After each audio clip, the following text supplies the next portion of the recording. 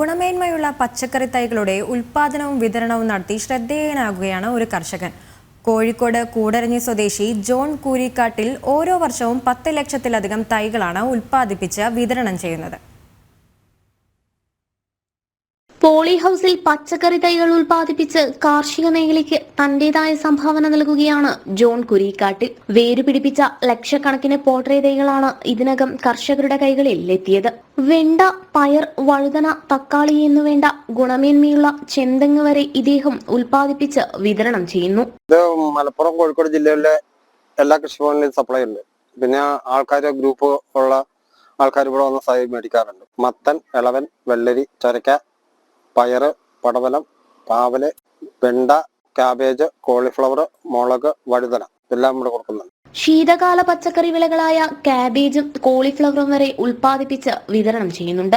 ആവശ്യക്കാർക്ക് അടുക്കളത്തോട്ടം നിർമ്മിച്ച് നൽകുകയും ചെയ്യുന്നു. ജൈവവളവും നിർമ്മിച്ച് ആവശ്യക്കാർക്ക് എത്തിച്ചു നൽകുന്നു.